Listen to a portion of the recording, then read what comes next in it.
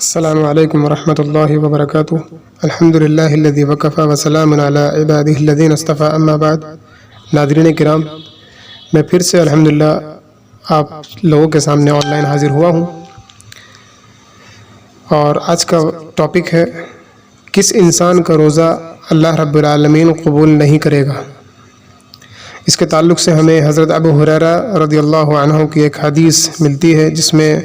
روایت کرتے ہیں رسول اللہ صلی اللہ علیہ وسلم سے۔ سنن ابن ماجہ کی حدیث ہے، حدیث نمبر 1689، اور صحیح بخاری حدیث نمبر 1903۔ حدیث میں اللہ کے نبی صلی اللہ علیہ وسلم سے روایت کیا حضرت ابو ہریرہ رضی اللہ عنہ نے، فرماتے ہیں من لم یدع قول الزور وجہل والعمل بہ،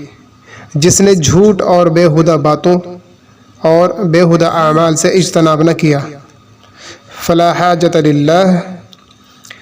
اللہ کو کوئی ضرورت نہیں، فی ان یدع طعامہ و شرابہ، کہ وہ شخص اپنا کھانا پینا ترک کر دے، یعنی چھوڑ دے۔ یعنی ایسے شخص کی اللہ رب العالمین کو ضرورت نہیں جو انسان روزہ رکھ کر کے بھی جھوٹ بولے اور بےہودہ باتیں کرے اور بےہودہ اعمال کرے اور فحش گوئی کرے۔ ایسے انسان کی اللہ رب العالمین کو ضرورت نہیں کہ وہ روزہ رکھے، یعنی وہ اپنا کھانا پینا چھوڑ دے، کیونکہ روزے کا بنیادی مقصد تقوی کا حصول ہے، جیسا کہ اللہ رب العالمین نے قرآن مجید میں سورہ بقرہ سورہ نمبر 2 آیت نمبر 183 میں بیان کیا، یا ایھا الذین آمنوا کتب علیکم الصیام کما کتب علی الذین من قبلکم لعلکم تتقون،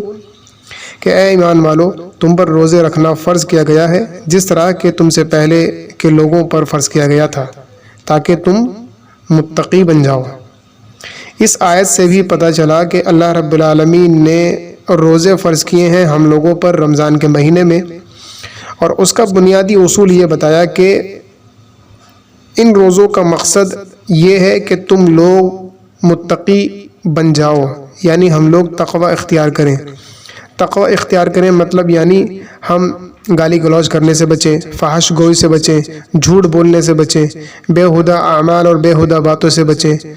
لوگوں کو دغا بازی کرنے سے بچیں، جتنی بری چیزیں ہوتی ہیں ان سب سے اجتناب کر کے تقوی اختیار کرنا۔ اور تقوی کا حصول کے لیے صرف کھانے پینے سے پرہیزگار کافی نہیں، بلکہ ہر قسم کے گناہوں سے بچنے کی شعور کوشش مطلوب ہے۔ روزہ رکھ کر ہم اللہ کی حلال کردہ چیزوں سے اللہ کے حکم کے مطابق پرہیز کرتے ہیں، تو جو حکم پہلے بھی ممنوع ہیں ان سے بچنا زیادہ ضروری ہے، تاکہ مومن ان سے پرہیز کا عادی ہو جائے۔ شریعت اسلامیہ میں ہم جب دیکھتے ہیں تو روزے کے دوران میں بات چیت کرنا جائز ہے، بلکہ چپ کا روزہ شرعاً منع ہے۔ یہ آپ دیکھ سکتے ہیں صحیح بخاری حدیث نمبر 6704۔ یعنی اس میں ایک صحابی تھے، اور انہوں نے جب اللہ کے نبی صلی اللہ علیہ وسلم نے خطبہ دیا تو وہ کھڑے تھے اور نہ کسی سے بات کرتے تھے، تو صحابہ کرام نے کہا اللہ کے نبی یہ بیٹھے گا نہیں اور نہ یہ کسی سے بات کرے گا کیونکہ اس کا روزہ ہے۔ تو اللہ کے نبی صلی اللہ علیہ وسلم نے وہاں یہ بیان کیا کہ روزہ ہے لیکن روزے میں بات چیت کرنے سے منع نہیں کیا گیا، اس لیے اس سے کہو کہ یہ بات چیت کرے اور اپنا روزہ پورا کرے۔ تو یہ چیزوں سے پتہ چلا عبادات انسان کی روحانی اور جسمانی فائدے کے لیے مقرر کی گئی ہیں، یہ اللہ کی رحمت ہے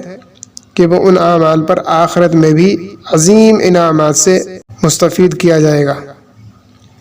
یعنی ہم جب دیکھتے ہیں کہ اللہ رب العالمین نے ہم پر یہ روزے فرض کیے ہیں، تو اس بات کی اللہ سبحانہ تعالیٰ نے فضیلت ہم لوگوں پر یہ بیان کی ہے کہ ہم لوگ تقوی اختیار کر لیں اپنے اندر۔ یعنی یہ رمضان کا جو مہینہ ہے ہم لوگوں کے لیے یہ ایک بہترین مہینہ ہے کہ جس سے ہم اگلے آنے والے دنوں میں گناہ کرنے سے بچ جائیں، اور یہ سب سے بہترین مہینہ ہے ہر اس انسان کے لیے جو انسان کسی گناہ میں ملوث ہو اور وہ رمضان میں عبادات کر کے، روزہ رکھ کر کے، اللہ رب العالمین سے توبہ و استغفار کر کے اپنے گناہوں کی بخشش کروا لے اور آئندہ گناہ کرنے سے بچ جائے تو الحمدللہ وہ انسان ایک بہترین مومن کہلاتا ہے۔ اسی لیے جو رمضان میں کیے گئے اعمال اللہ رب العالمین نے حکم دیے ہیں اور محمد صلی اللہ علیہ وسلم کے زبان مبارک سے بتائے گئے ہیں، یہ سب اعمال صرف رمضان کے مہینے میں کرنا ضروری نہیں ہے، بلکہ ان کو تمام اگلے 11 مہینوں کے اندر بھی برابر رکھنا ضروری ہے۔ یعنی جب متقی پرہیزگاری ہم لوگ رمضان کے مہینے میں اختیار کریں تو یہ بھی دھیان رکھیں کہ آنے والے اگلے 11 مہینے میں بھی ہم لوگ متقی اور پرہیزگار ہی رہیں، تاکہ انشاءاللہ ہم ایک بہترین مومن بن سکیں اور اللہ رب العالمین کی رضا حاصل کر سکیں اور اللہ رب العالمین کی طرف ہم لوگ اپنے گناہوں کی بخشش کا طلب کر سکیں۔ یہ تھا وہ معاملہ کہ جو انسان جس کا روزہ اللہ رب العالمین قبول نہیں کرتا کہ وہ جھوٹ بولنے والا ہے،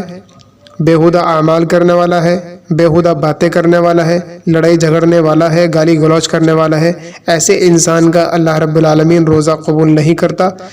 اور ایسے انسان کو اللہ رب العالمین اس چیز کے لیے سب سے بہترین موقع دیتا ہے کہ وہ رمضان میں اپنی ان غلطیوں کو سدھارے۔ اپنی غلطیاں سدھارے گا تو اللہ رب العالمین کریم ہے، وہ انشاءاللہ معاف کرنے والا ہے، اور اللہ سبحانہ وتعالیٰ توبہ کرنے والوں کو زیادہ پسند کرتا ہے۔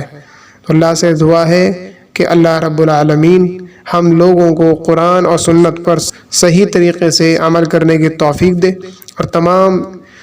گناہوں سے بچنے کی ہمیں توفیق دے، آمین۔ السلام علیکم ورحمۃ اللہ وبرکاتہ۔